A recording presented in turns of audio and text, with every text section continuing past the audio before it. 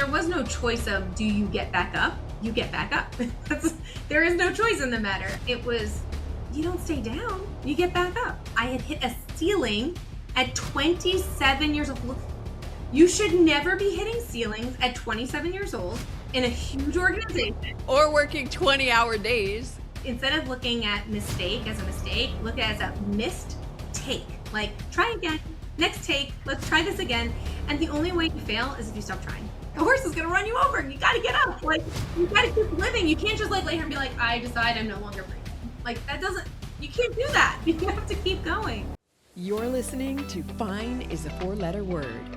I'm your host, Lori Seitz.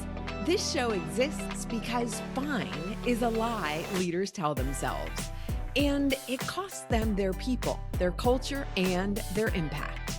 Every episode, a leader gets honest about what it really takes to lead with empathy, vulnerability, gratitude, and courage. I trust something in this conversation will stay with you. So let's get into it. Hello and welcome to Fine is a Four-Letter Word. My guest today is Amanda Vander Heiden. Welcome to the show, Amanda. Thank you. I'm so excited to be here today to talk about how to set people up to excel. I love that topic, and we are going to get into that to give people a little bit of a background about who you are, how you were raised, what were the values and beliefs that were instilled in you as a child? So I was raised on a horse farm. So for me, it was all about work ethic, determination, resilience. Before that was like a vernacular word that everybody threw around all the time, grit and resilience. So for me, it's all about taking care of others, taking care of animals, and the work ethic that's required when there are no days off and you have to be working at 3 o'clock in the morning and 10 o'clock at night and everything in between when something happens. So for me, that's really the key core of how I was brought up. And do you still adhere to those principles? It's so ingrained. I don't know how I would separate myself out from it. In fact, I have my own little farm today because continuing the tradition, paying it forward to the next generation of learning empathy, determination, resilience, and care and empathy. So it's so interesting that you just mentioned the word empathy, because in a recent past episode with Rob Shear, we were talking about empathy, and he mentioned that empathy is learned. It is not something we're born with. And I was stunned by that. It's a developmental, so I love psychology. So I have 2 degrees in psychology. My undergrad is in psychology and business, and my master's is in industrial organizational psychology. So I love psychology and what makes people tick. And so there are developmental stages, right? So what I think he's referring to is that when we're first born in our early childhood, it is definitely not ingrained in us because it's first self. First have to make sure self is okay before I can think about others. Yeah, well, what he was saying that it's not innate, that the empathy is a learned trait. It's definitely learned. And if you don't learn it, then you don't have empathy or feelings for other people. Well, you think about different environments and different cultures around the world, empathy means something different to different people. So how you treat people with respect is definitely learned behavior from your social surroundings. Yes, that he mentioned that too, which is, yeah, I never really thought about it before. And here it is coming up again. So there must be some kind of message for me or for those who are listening. So I will also say, to add to your earlier question, is the dichotomy. So I was raised between 2 polar opposite worlds. Speaking of this, like what you're raised in. So I was raised between Kentucky and Long Island, New York. And so when you take 2 extreme polar scenarios as a very small child, 2 extreme backgrounds and complete different families and ways of life and cultures, really, of just the state in general and food and everything in between, it's very eye-opening to live in 2 drastically different, between 2 different places, because you realize that there's no, this is the right way. Whereas most people are ingrained, they grow up in one culture and one family. But when you have that too, you realize it's like, this is the way this group does it. This is the way this other group does it. And so for me, I'm very fortunate in the unique upbringing that I've had, in that I always joke like I'm too city for the country and too country for the city. I don't fit anywhere, but I can fit in anywhere. And so that perspective has really shaped me as well. Yeah, learning how to adapt to whatever situation. Although, does that also make you kind of a chameleon and then like, well, who am I really? I've always had a very strong sense of self. And again, I think that there was freedom in, for anybody who can see this, I have two color hair. I was born with it. It's actually my birthmark. And so never being able to fit in because I look different. I moved to Long Island when I was 6, 7 years old with two color hair, two colored skin, and a Southern accent. So basically I was an alien. And so being that And New drastic Yorkers are outside, always so kind. being that, well, it's more children than it is New York. It's really like children, Yes. but anything that's different, right? And so being not able to just fit in or blend in, I didn't realize how freeing it was until looking back.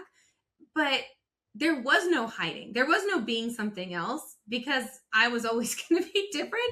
So I might as well embrace who I was. And so I always had a strong sense of self. But to your chameleon point, I've learned that I don't have an ego around it. And this is, I think, one of the things that has made me so successful in my career is that I can work with people from all different countries, languages, cultures, because for me, it's not about like, well, this is who I am in whatever place you put me. It's like, I know who I am, but I also adapt based off of what's going to be the biggest impact for you. The way I talk to you is going to be different than the way I talk to somebody else because I want my messaging to get through. And so in order to do that, I need to make sure that we're communicating together. And so I make sure in the chameleon sense, not that I'm changing who I am who I am, but I can adjust how I'm being in order for you to receive it better. And so one of the things I always like to say, for example, is one of my clients is big, like engineer, technically charged people. And I'm an extrovert. I talk with my hands, I talk fast, and so I'm big, a big personality. Mm-hmm. But I know when I'm in front of techies or engineer types, I scale myself back. I talk lower, I talk slower, and I make sure it's data focused instead of the story, right? And that is still me, but it's allowing my message to come through to them. So that's how I would say the chameleon piece pays off. That makes total sense. And we're 5 minutes into this, and we've already got a really strong key takeaway of not adjusting who you are, but adjusting how you connect with other people so that they feel comfortable, that they hear your message. And that's so important when you're a leader. Oh, yes. Oh, yes. Definitely. I mean, it's important regardless, but especially when you're leading people. But if you actually want to have an impact, you have to. Right, right. You had a really interesting experience as a child that I have to bring up because I highlighted it in our notes from our last conversation. You know what I'm talking about the horse? What did your parents do when you fell off the horse? Or did to not let you fall off the horse? Yeah, so twofold. So it's two parts. So I could literally trot on a horse before I could walk myself. And the way I did that was my parents would literally tie my legs to the stirrups. For those who know saddles, English saddle, not a Western saddle. And so when I was very, very young, that's kind of how I learned the balance. And then to your point, I had my mom used to be, so ponies are weighed in like hundreds and hundreds of pounds. Even the smallest pony is probably about at least, and this would be like a mini, like a 250 pounds, like 300 pounds. But most horses are like 1,500 pounds, just for context for people. And so I was a 2-year-old, 3-year-old child, and like, how old are 2 and 3-year-olds? Like not even 35, 40 pounds. Right. And we had this sand pit. So once I was at least 2 years old, they stopped tying my legs. And what they started doing was letting me just free fall. And what would happen is I'd be like, Mom, Dad, I fell. And they'd put me back on. And it was in like a very deep sand pit, little space. But before I was done crying or bleeding, I was put right back on. And so there was no choice of, do you get back up? You get back up. There is no choice in the matter. And so long before people were using, like I said, words like resilient or grit or, determination, dedication, there was no choice. There's no choice. And I'm so grateful for it. People are like, whoa, that's extreme. But I'm so, so beyond grateful for that because where other people would fall down and their parents would either yell at them for crying or just ignore them or be like, it was you don't stay down, you get back up. Mm-hmm. And so it was a no-brainer for me, where again, that's an advantage I think that most people don't have in their life, is that force that that Yeah, yeah. Like literally, you hear that expression of get back on the horse. They were literally putting you back on the horse and teaching you that just because you fell off, it's not permanent. Staying down is not an option. it's not even an option. And to their credit, for those people listening who are like, "Oh my God, that's child abuse," it's actually safer to be on top of the horse than underneath the horse. So think of like a 500-pound animal stepping on a 35-pound child. It's way more dangerous to be on the ground than it is to be on top of the horse. So actually, it was a safety thing. Sure, we can say that. No, I know it. Yeah. I mean, also, parenting was a little different back then. My parents, I think, are even different, even in the context of the generation that I was raised in. My dad is from the Netherlands. He's from the old country, and he is one of 7. And then my mom is the firstborn in New York, one of 3, but she marches to her own drummer. So she was always going to do it different. Like I always say, I'm happy to be alive, but I'm not sure that they should have ever had a child. Like they had 2. So I always say I was bred, not born, because both of them were in the horse world. And so I was always going to have a different childhood, even regardless of decade or generation. Is like both very different mentalities. Yeah. And how has that now affected your parenting style and your leadership style in the business world? So much. And I will say, I think I said this too when we spoke earlier, is it's a really hard line because I'm trying to teach my own children work ethic and empathy and resilience and grit without the trauma. So without tying their feet to a horse. Yes. It's a really fine line of how do I instill those very core, very critical values without some of the negative. And it's a fine line. It's a fine line. I will say, like, for example, one of the things I'm doing with my daughter is, someone asked me this recently, is like, well, you have horses and you have a horse farm. Do your kids ride? And I was like, funny you should ask. So my daughter's not really into it. And so I don't force her. Like, I never had a choice. I was the firstborn. So I was going to be a horseback rider no matter what. My brother, who's 2 years younger than me, he does not ride. He does not ride. He's never been in the barn. Like, they just left him with the babysitter, basically. But so it's funny, 2 years apart, but we had a very different childhood because of it. But that being said, it's so funny because my own children, they have their own personalities. Like my daughter is not into it. She just isn't. My son is obsessed. He loves all animals, all things. He has to be in the barn at all times. So I don't force her to do it. I don't force her to ride, but I do force her to help out and to feed sometimes, because I think that's where the critical lessons are. And also showing her that she's stronger than she thinks she is. So even as like a 4 and 5-year-old, like shaving bags for the horses are about, I think they're probably like 20, 25 pounds. I would let her try to figure out how to move a shaving bag with like safety, like not tall stack, but like, so how can she push it? How can she pull it? And it teaches her that like she's stronger than she realizes, because I think that's one of the most important, impactful lessons we can teach any child, but I think especially, I'm a little biased, but especially females, like girls, women. I think it's so important to believe in our own strength when we're in societies that tell us that we're not strong. And to encourage problem solving, like, oh, if I can't push it, maybe I can pull it. Like you just said, like, I'm not solving it for her. How can I do this, instead of walking away going, I can't. And this is where the pulse through the leadership season today is like, I tell people my goal as a leader is to show the vision and then create a space where the people have the right tools and processes and training in order to get there.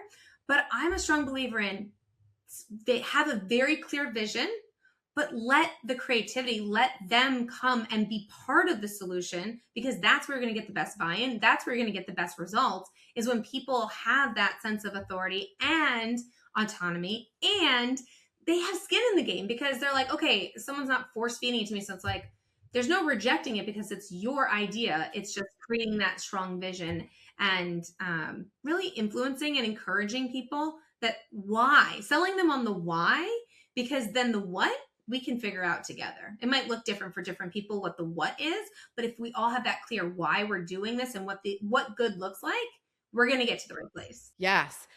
How did you, aside from your childhood experiences, as you were coming up in corporate, what were your experiences with leaders that led you to form this philosophy that you have now? I've never really had a manager before, which is so insane because I've been at very hierarchical companies and very huge organizations, but I've never had somebody who actually like managed me, coached me. I had people who technically I reported into, but I've always been a self-starter, and I have been what a lot of corporations call like high potential and all those things where I don't have to be told, like I jump in and I figure it out and I'm resourceful. But I look back at that, I'm like, why have I never had like a manager? And I think it's because leaders from my very first role right out of undergrad, they realized that like I was going to find a way to achieve. And so I don't know if it was just like, oh, I don't have to worry about her, or I don't know how to manage this force of nature, or, but I just found myself in these situations time and time again where I call it organizing the chaos, but where I was thrown in, I just jumped in head first and I figured it out as I went, and I was better for it. Now, decades later, yes, decades, I have a baby face, I know, but decades later, I've realized that like I would have gotten so much faster, like further faster, if I had had a mentor, if I had a champion, if I had someone that wasn't actively resisting me. Because a lot of my big jobs out of, even early in my 20s, my 30s, a lot of times I was not only didn't have leadership or management, I also had active resistance where I kind of became known as somebody who was able to cut through red tape, who was able to kind of bring people to the table where people did not want to do what was happening. And I was finding a way around that. So it wasn't even not even supportive. It was like preventative. But I was like, I shall overcome.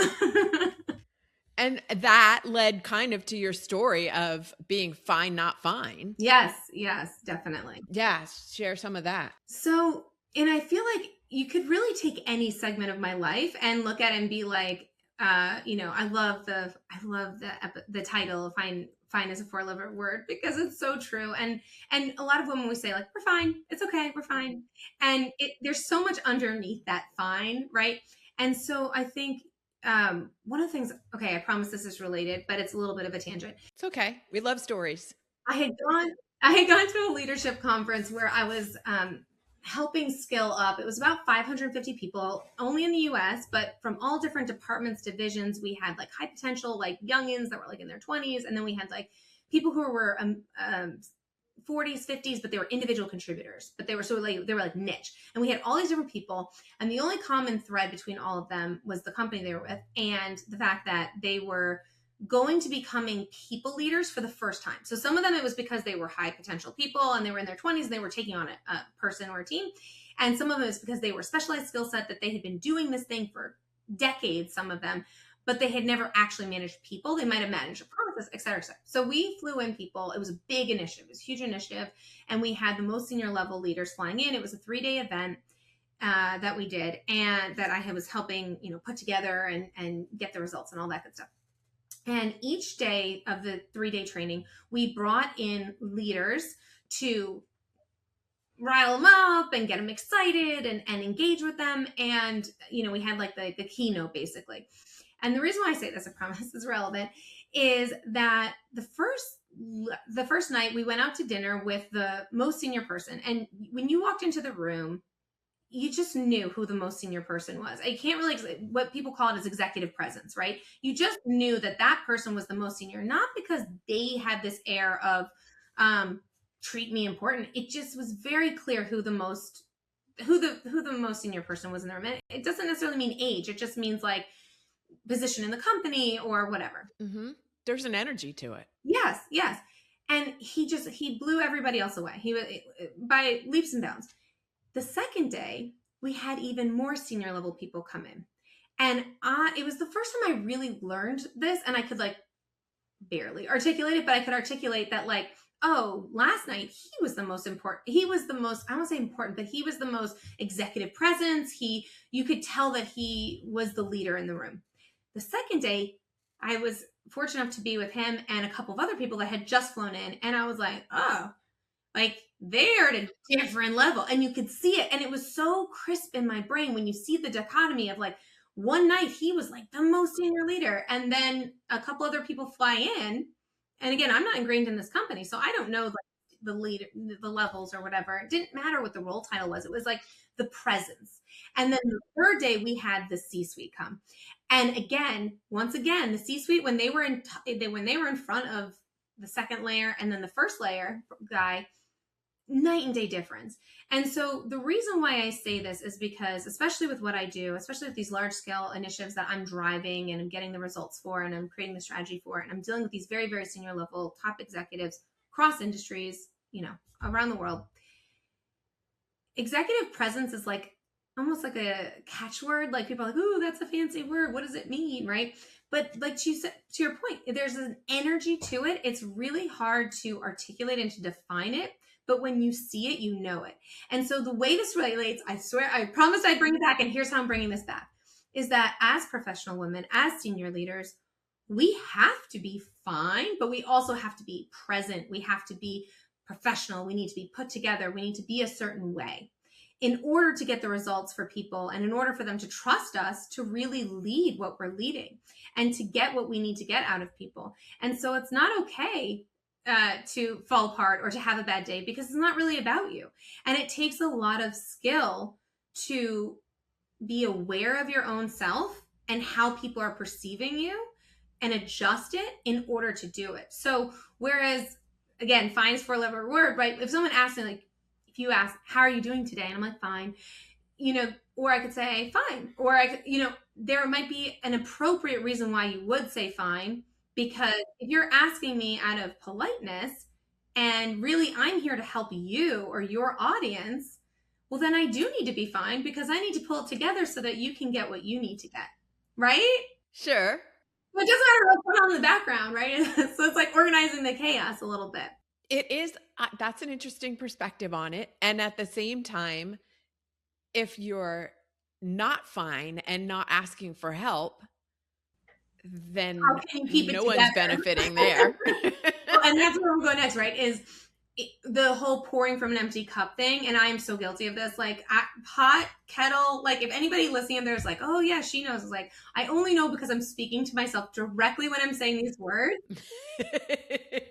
When they're like, you can't pour from an empty cup, I'm like, but I can. It's that I'll keep going until I drop thing. And I have personally burned out a few times. You're like, everybody listening is like, shocker. But the first time it happened, I was at a huge organization. I had expanded them globally. I had a team of 10 people, 5 in India, 5 in New York.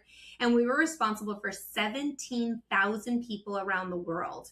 I was literally working 20-hour days. I was working 20-hour days. So you can imagine there was no sleep, there was no anything. And when I left that company, because I had hit a ceiling at 27 years old, you should never be hitting ceilings at 27 years old in a huge organization. Or working 20-hour days. Well, they shouldn't be working 20-hour days. Well, yes, fair point. But when I left, they literally replaced me with 3 full-time employees. And I saw that as a badge of honor back then. I've learned, I've grown, but I saw it as that. See what I was able to accomplish? But no. But then the next company I went to, I started with a company that was a 9-to-5 company. It was domestic only. It was only 75 people. And guess what? I grew the company globally. And I got to the place a couple of years later where, again, I was working like 18-hour days. And I was like, first time, I thought they were doing it to me, right? They did this to me. They put me in this position. I didn't have support. I didn't have help. I didn't have resources. Second time, I was, oh, wait a second. This happened again at a completely different company in a completely different context. Okay, so what's the common trend here? Me. I'm the problem, right? Uh-huh. That's my fault. And so, okay, we have issues with boundaries. Okay. So how are we going to work around that? And that's where that, to your point of the fine thing, is like, if you're saying fine and finding, and I can get through, I can find a way, I can get through. Energy is a finite resource. And so there are literally only, this has been a hard one lesson for me that I continue to learn. You know, you learn the same lesson over and over again to actually learn it. I feel like I'm still learning this lesson is like, we only have 24 hours in a day. How can we maximize? How can we have the greatest impact in those 24 hours? But to your point of like, if you're just saying, I'm fine, I'm fine, I'm fine, I'll get through, well, at some point you're going to break down. Yes, and I totally can relate to the how do I maximize my 24 hours? What I think a lot of people miss is that that doesn't mean you have to be producing 24 hours a day because that is humanly impossible. And if you're not sleeping, if you're not giving yourself self-care, and I was just having this conversation with some friends recently, that self-care does not mean getting your nails done, getting massage. It means eating healthfully. It means taking a walk, moving your body, whatever it is to keep yourself actually healthy, not just pretty. No, it's so true. It's so true. And so I love self-care. We talk about this a lot. Like we actually have my company, we have self-care lists, like a hit list of like, what are these are the things that I need to do daily to set myself up for success? And it's very individualized because you can't prescribe. I know everyone says you gotta work out, you gotta exercise, you gotta eat healthy. Well, that might be different things for different people. Sure. And so I love that concept of you have to do something that's going to re-energize you. And this is the other thing is a lot of people, we talk a lot about introversion and extroversion, but most people don't actually know what it means. So like, oh, I'm an introvert, I'm an extrovert. It's literally how you refuel and get energy. So for example, I could have the longest day of my life. It happened yesterday. And I had a very long day and I had a meeting last night with a bunch of people and I got there and I was exhausted, but I am an extrovert. And so by the end of that 2 hours, like I got there completely drained and exhausted. By the time I left, I was so wired. I went home and did a ton more work because I was so energized right after the meeting. An introvert could come up to that same meeting, have a good day, rested, done all the things to fuel themselves up, get to that meeting, and then do well at the meeting, but then be completely drained afterwards. And so it's literally, so for those who don't know, introversion is how it's not how you treat people because that's the misconception. It's how do you refuel, how do you re-energize. And so as an introvert you need the time alone to re-engage your energy levels, to fill your cup, your plate, whatever. And as an extrovert I need humans, and so I work remote unless when I'm client facing.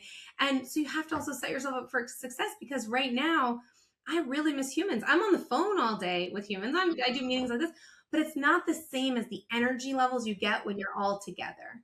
Right. Right. I'm so glad that you mentioned that introvert because I talk about that a lot too, because people look at me and they're like, you must be an extrovert. And I'm like, I am not. I I refuel by reading a book on the couch with the cat. Like, but I do love being out and I'm engaged when I'm around people, and yet I recharge my battery in quiet time. Yeah. Yeah. It's finding what fuels yourself in order to get your energy levels up to do the things that you love. And I have a friend, we used to call it like social introvert, right? She loved being out with people, but then she needed to go home, also to her cat, funny enough. And it's true. She had, Cats are very calming, or they can be. they can be, except for 2 o'clock in the morning when they decide they want to break things. But different story. Yeah. Uh, you had a phrase that you had mentioned about learning or Winning. that you either win or you learn. And that redefinition of failure, which we have talked about on this show before, but not recently. Yeah. So a lot of people, like when you get interviewed for a client or a company, they're like, tell us a time you failed. I always really struggle with that. And what I've come to learn is because I have a completely different definition of failure as most people.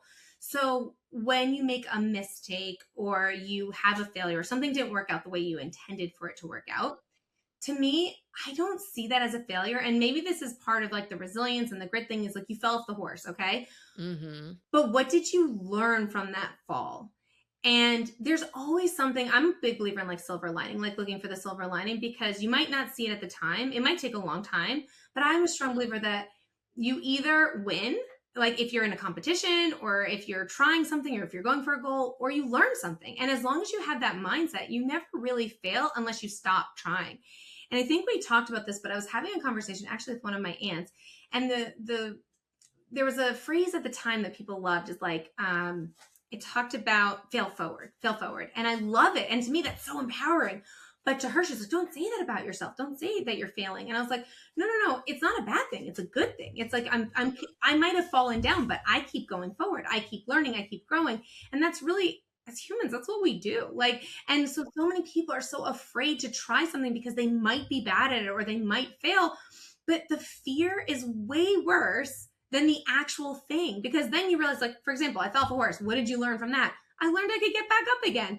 Fell forward. Oh, I learned I shouldn't be doing this one thing, or I need more skill before I can do that one thing.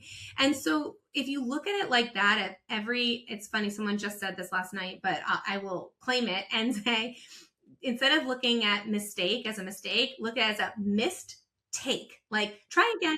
Next take, let's try this again.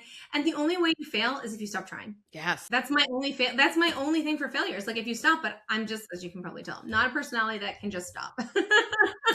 Yes. And I remember, and it's about focusing on the outcome and the end result, not maybe how many times it takes you to get there. Yeah. Like, just keep moving. As long as you keep getting back up, or you keep learning something and trying.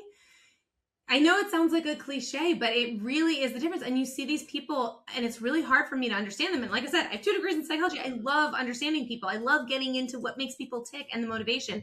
And when you see these people who have a setback, or they have something that happened, and they just fall apart and they just lay there. And it's like, you can't just lay there. The horse is going to run you over, and you got to get up. Like, you got to keep living. You can't just like lay here and be like, I decide I'm no longer breathing. Like, you can't do that. You have to keep going. This has been such an interesting conversation, and I know there are so many key takeaways that can be pulled out of it. Before we go, I have to ask you the question that I ask all of my guests, and that is, maybe it's when you're riding, or what? Do you still ride, right? Oh yeah. Do you listen to music when you're on the horse? No, not some people do. I don't. I'm focused. All right. So when you're off the horse and you need an extra boost of energy, what is the song you listen to? So I actually have an answer for this, where I don't normally have a favorite color, favorite song, or whatever, but I actually have something I've been playing every single morning after my workout, after my thing. It's called Get Things Done. And I don't even know the artist. I literally searched, I want a playlist that gets me pumped up. So, and this song came on. I don't know the artist very well. And it's literally, I get things done. And I mean, based off this podcast, you can tell I am. Yes, based on this podcast, that doesn't surprise me at all that that's your song. I have a bias for action. And so I would implore all of you listening, go take that first step, because I'm telling you that the cure for fear and anxiety is the doing, is the action. And so go get things done, and then take a deep breath, and then prioritize what should actually be getting done. Love it. I will put a link to that song in the show notes. And finally, Amanda, if somebody wants to continue a conversation with you, where is the best place for them to find you? So as you can all probably hear, I love adding value. And so I actually have a free giveaway for everybody. You go to this website, gogtds.com. So gogtds.com. You type in your email and you get it immediately. It's an interactive workbook that helps you, breaks down how goal development, how you can actually accomplish the goal that you want to accomplish. And I'm a strong believer in doing. So it's all action based. Like, you can do it with yourself. You can do it with a friend.